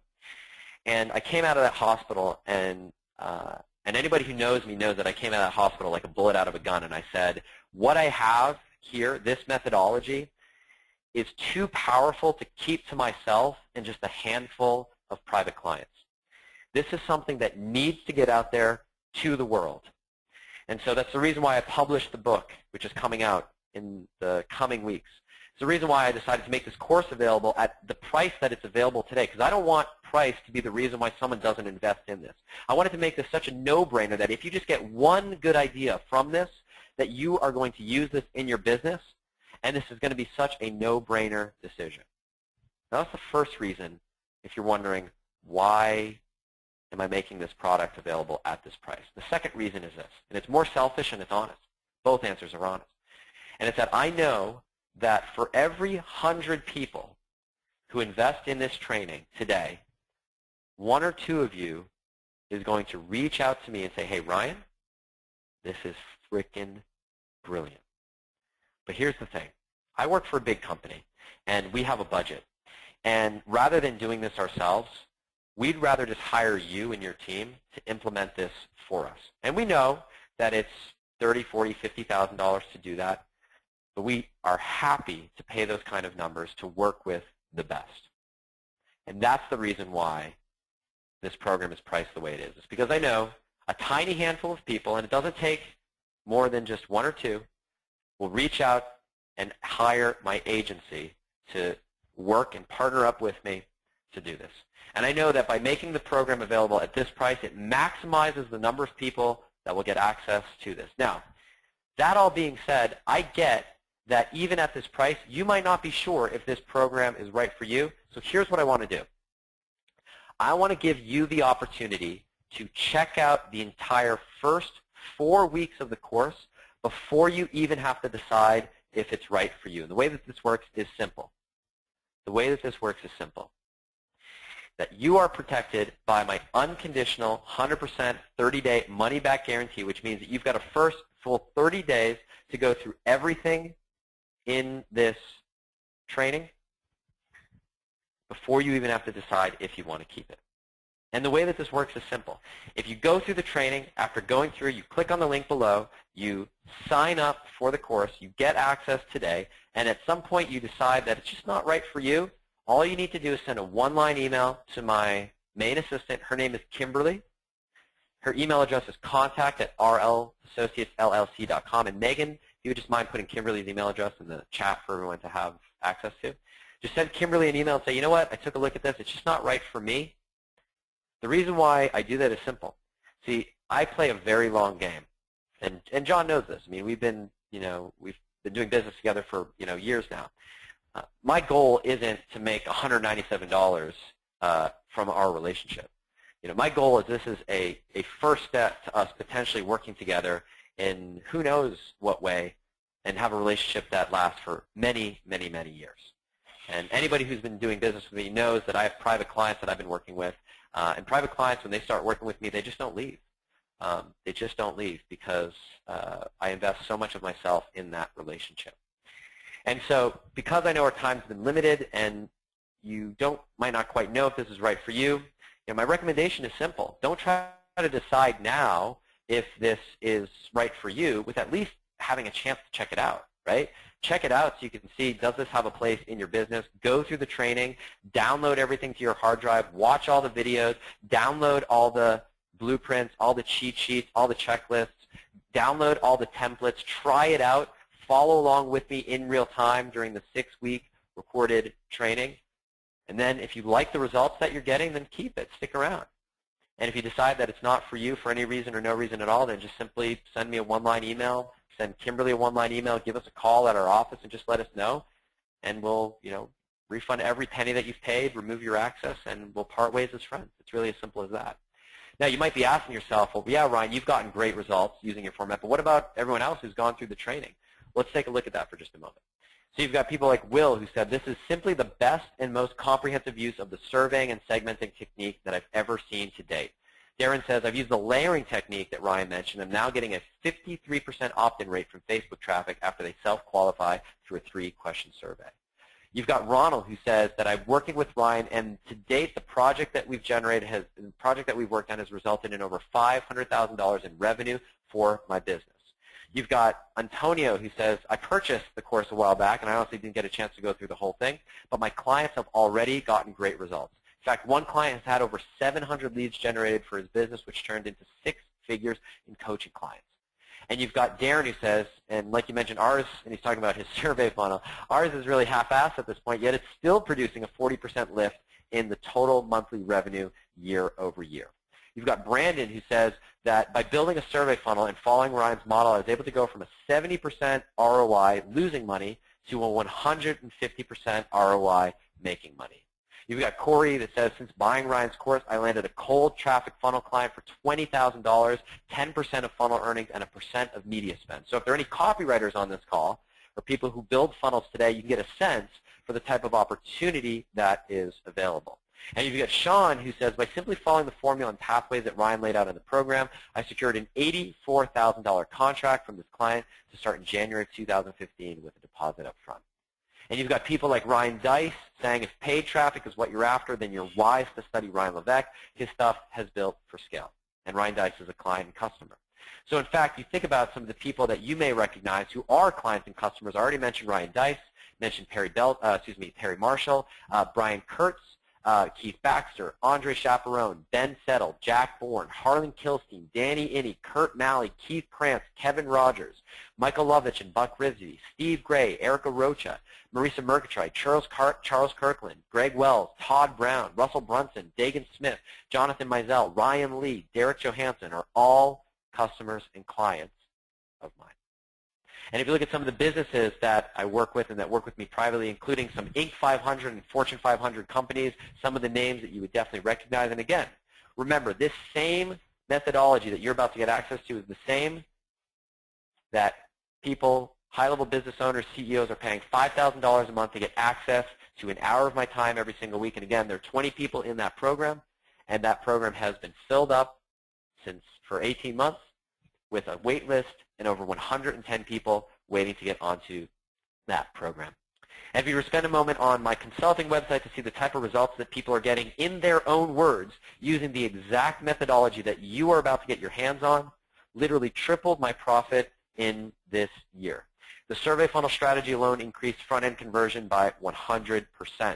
Increased sales by $15,000 per week. In fact, there are over 100 audio testimonials. Again, these are people in their own words saying the exact results that they are getting using the very same methodology that you are about to get your hands on.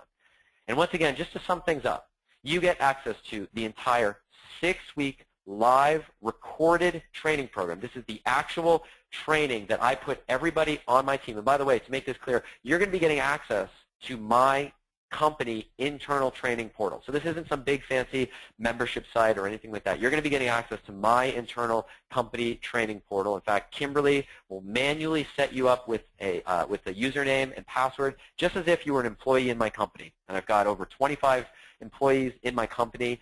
You would be just another employee in my company getting access to the same training program. Again, the 6-week training that we outlined, plus the Greenlight project checklist system that I use to enter every single market, launch every single product, every single project. You get access to that methodology as a bonus. And the only place to get access to this training is this link here, surveyfunnelformula.com/John. In fact, if you go to surveyfunnelformula.com, you're going to see that the program is not available to the public. And the reason for that is very simple. My business, we are not set up to take on thousands and thousands of clients. I am set up to work with a small number of high-level clients, and you are being let in to the back door to get access to how we do things. You're going to get access to my internal company training, and we only do this periodically. We only let a small number of people in, and because of my relationship with John, and really, to be honest, how much I have looked to him as a mentor, as a teacher. I've been a student of his marketing. He asked if we'd be willing to do this, and I wanted to do something special. So that's the reason for this opportunity today. What I'd like to do now is just take a quick sip of water, and I notice that the questions have been lighting up in the chat, so I want to take a few moments to answer any questions that might have come through in just a moment. So if you have questions that you'd like for me to cover, please add them to the chat, and we'll make sure to go through them right now. Great. So first question from Doc says, can we consume it all immediately or week by week? And that's a great question. So you can get access to the entire, and by the way, Megan, can you put the link to the course? People are asking for the link. Can you put it in the chat, please? Put the link to the chat, to the course in the chat. So Doc, the course is designed to drip out 1 week at a time. So when I put someone in our company, what we do is part of our onboarding process. We have them go through 1 weekly module at a time, implement that module, and then come back and get the next one. That being said, I know some people, you might be traveling. You might want to lock yourself in a hotel room for the weekend and just go through everything all at once. And if you'd like to get access to everything all at once, then simply email, and I'll put this email here because I don't see Megan adding it. associatesllc.com. This is send an email to Kimberly there. Okay, I see it now. Great, thanks, Megan. I always had the wrong window open. Yeah. So if you just put Kimberly's email address, if you send an email to Kimberly, she'll be able to set you up with access. Okay, next question. All right. Hey, Ryan, can I say something real quick just before? Yeah, man. I wasn't sure if you were still there. Yeah, go for it. You know, a lot of people, I'll be honest with you. I've done webinars with tons of people over my career, and usually I will just start the webinar. I'll walk out and do one of the million things that I have to do. I'm not bullshitting anyone when I said I watched this entire thing. I've not seen Ryan's presentation. I know Ryan, and I know of his work, and I know Ryan Dice and I are very good friends, and so Ryan Dice speaks very highly of Ryan. But I knew Ryan from the last couple of years just doing the VSL stuff. But I hadn't seen this new presentation, and I just wanted to watch it because I think Ryan delivers amazing value, and he's got he's the guy to look to for this, in my personal opinion. He's the guy. So, but I'm totally being honest with you. I did not know how much it was. I didn't even ask because I just basically said, I know Ryan's stuff. So it's like, I know whatever you're going to give my list is going to be valuable. If it's going to be $2,000, if it's going to be $3,000, I had no idea what he was going to charge. I didn't even ask. So and that's no bull, and Ryan can verify that. I said just yeah, whatever you've got, I know it's going to be awesome for my peeps. So when you threw up the price of $197, I'm not lying. I thought there was a zero missing at the end.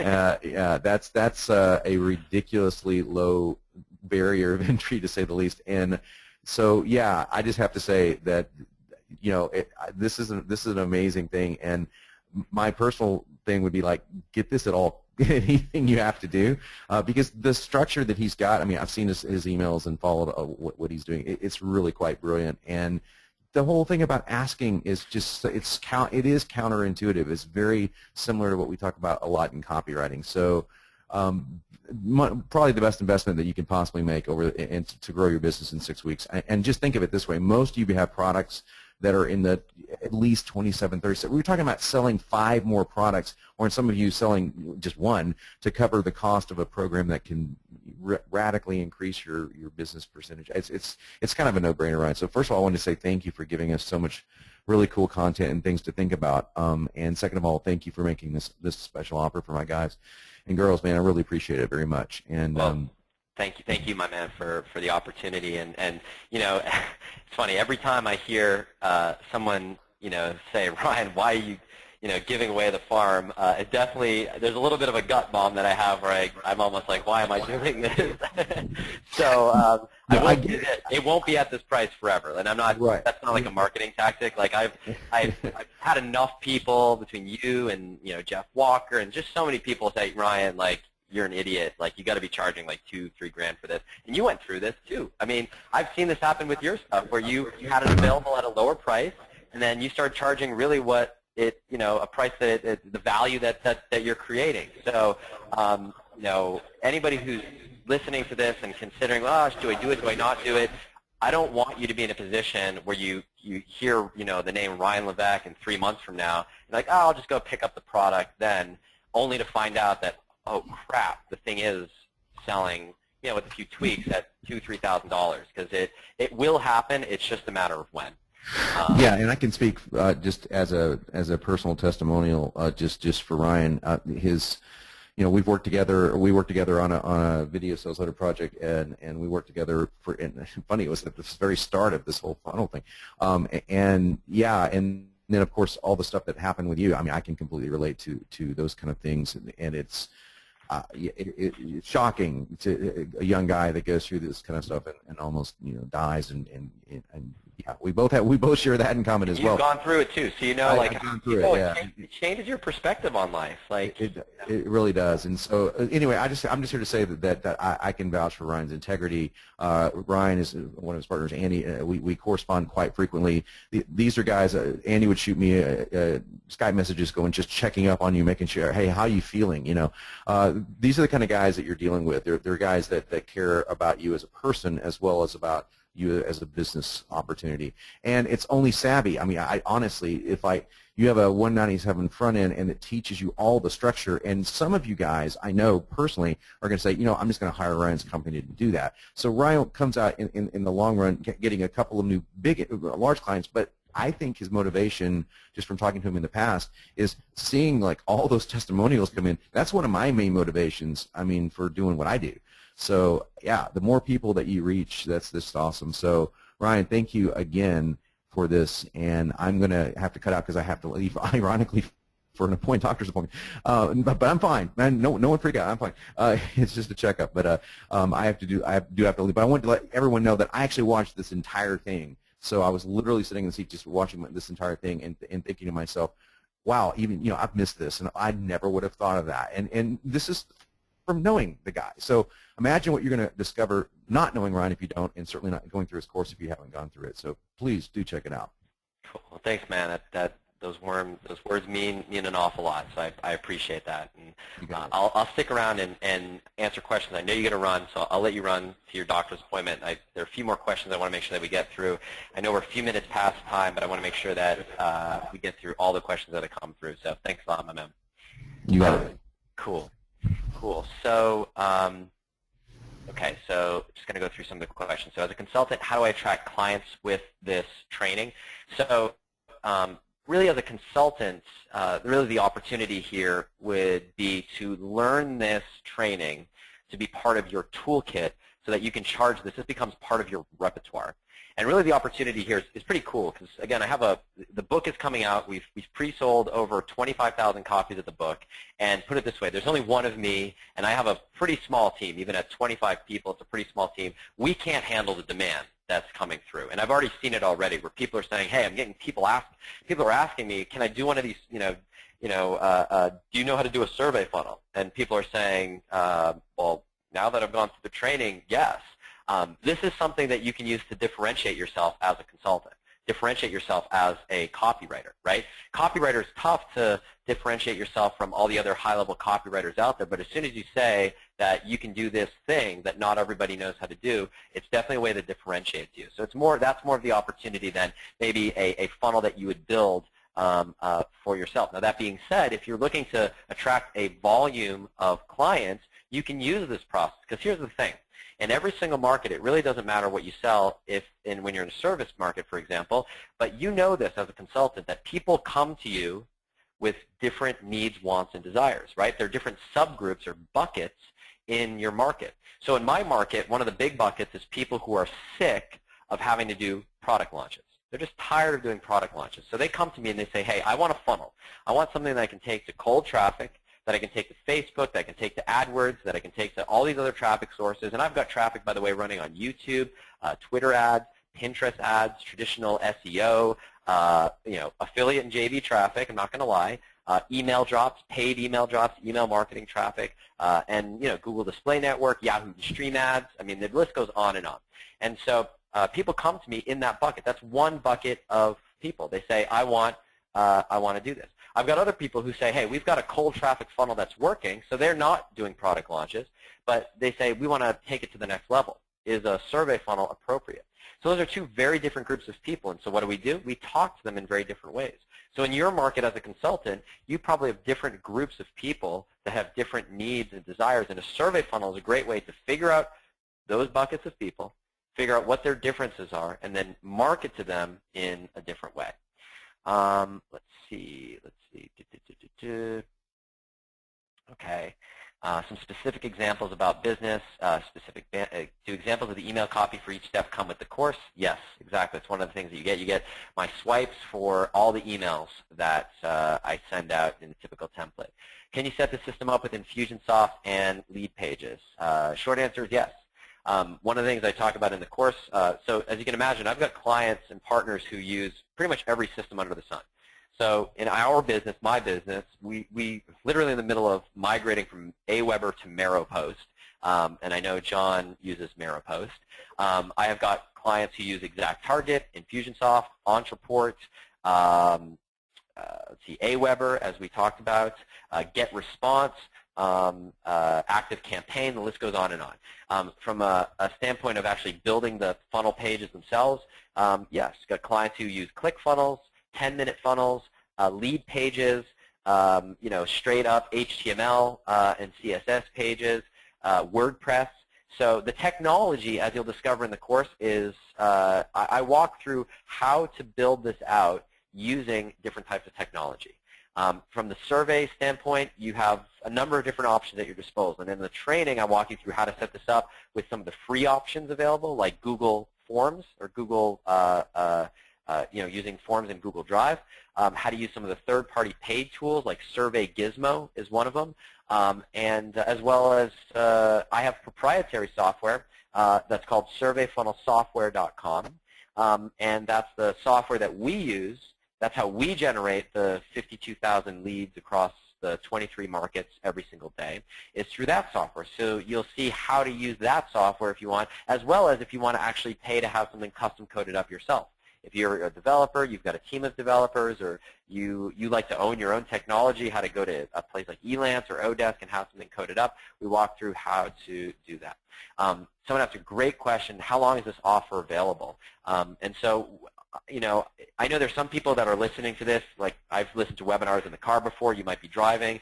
So here's the deadline for this. The deadline, very simply, is this Sunday at 11:59 Pacific Standard Time. Okay, this Sunday, and that way, if you're in the car right now, or you don't have your credit card in front of you, you've got a few days to take advantage of that.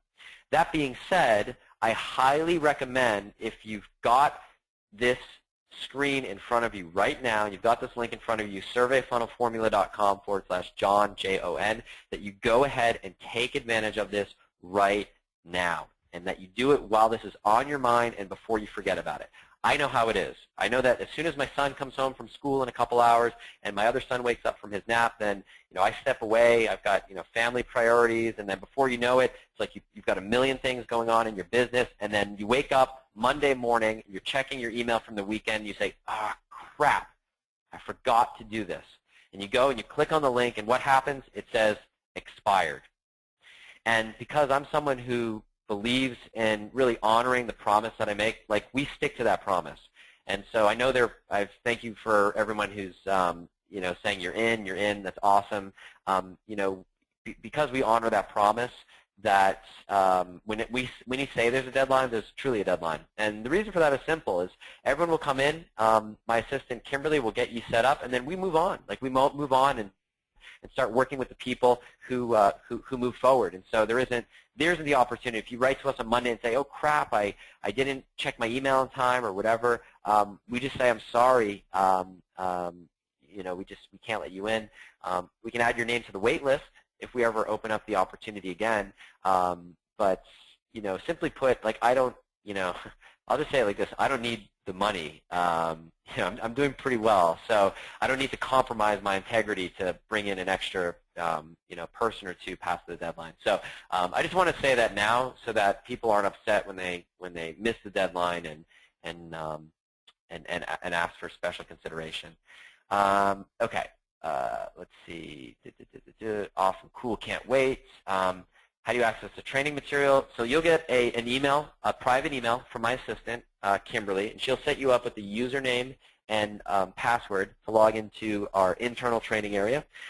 That email, it won't be instant. If you order now, it'll come through to you today. If you order at 2 in the morning tonight, it'll come tomorrow. And if you order over the weekend, it might come by Monday, because I don't force my staff to work through the weekend.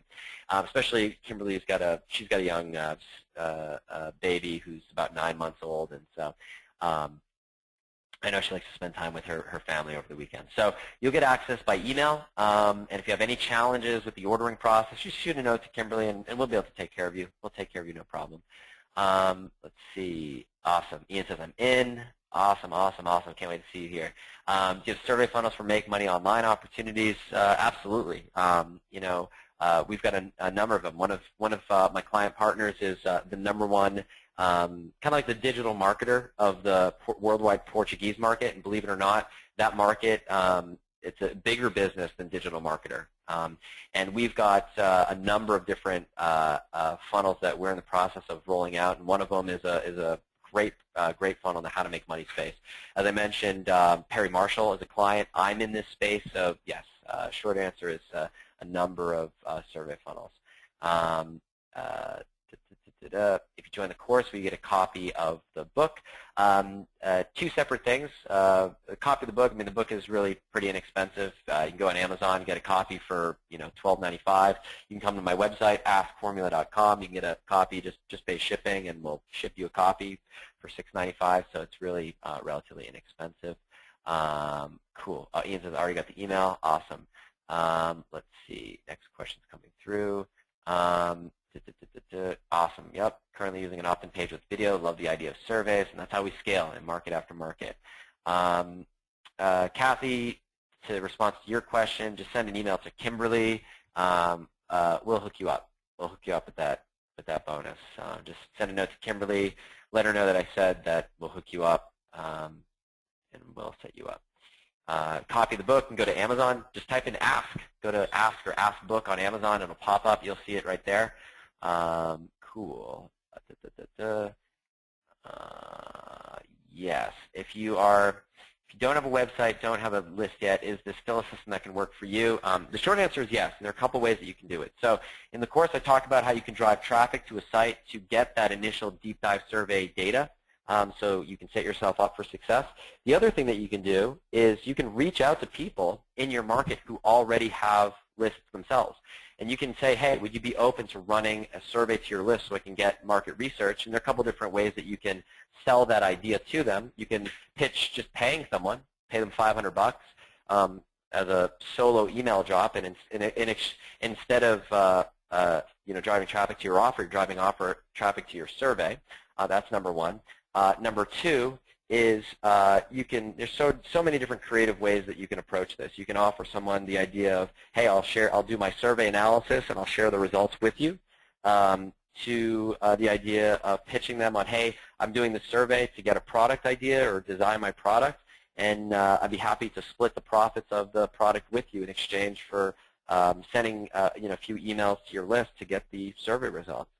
There's so many different variations and permutations that you don't need your existing list to do this. Let's see. Okay.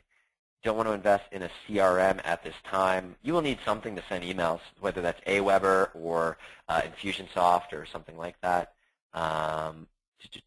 What is the Aweber substitute? It's called Maropost, M-A-R-O-P-O-S-T. It's definitely a much higher price point than Aweber.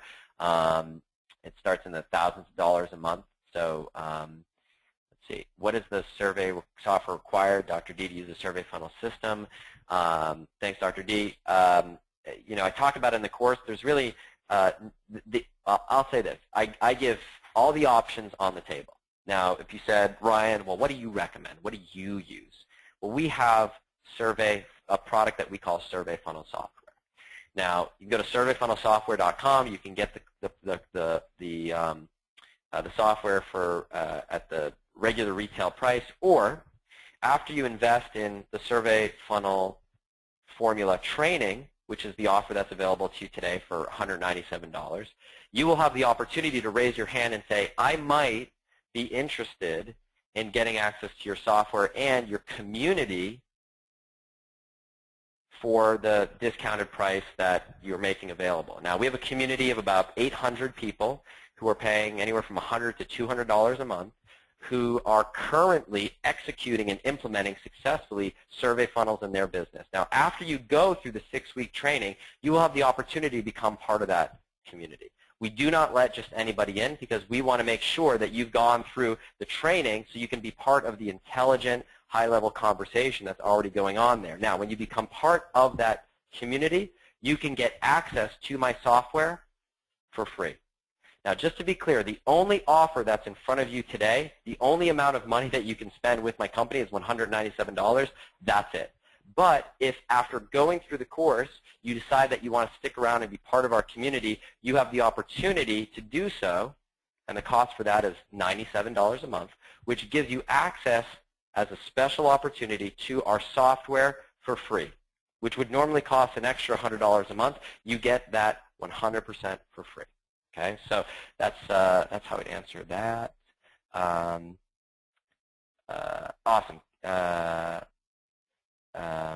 Benedict says, Kimberly, please sign me into the back office training. Perfect timing.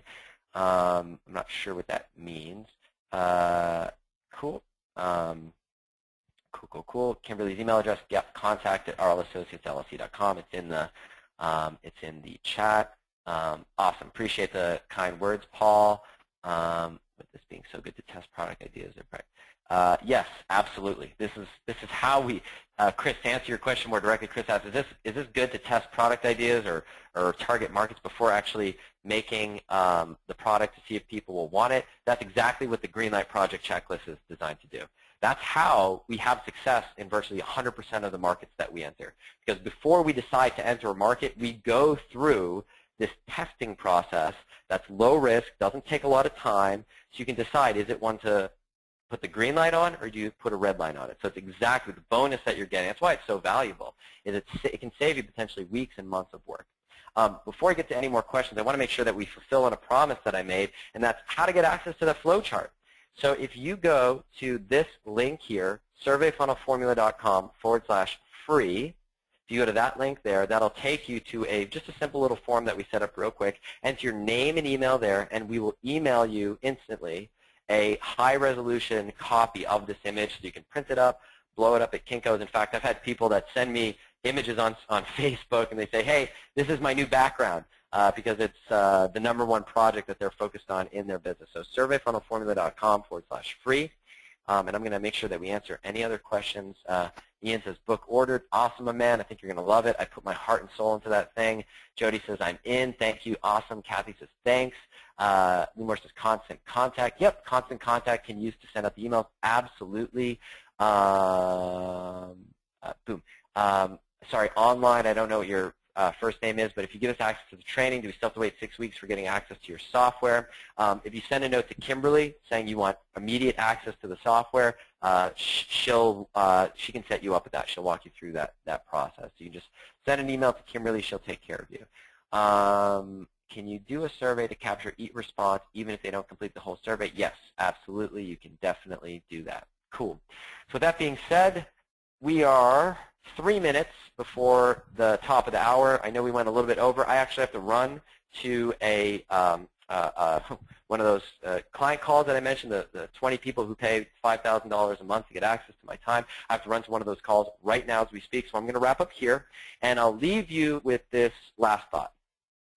So again, I get that our time is limited and that you might not have enough information to feel like you know whether this is right for you or not. So here's my recommendation.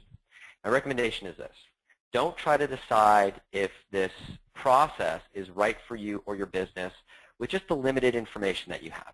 Instead, click on that link, go to surveyfunnelformula.com/Jon, Jon, and at least check out the course, right? Get yourself access. It's $197. It's really a small investment.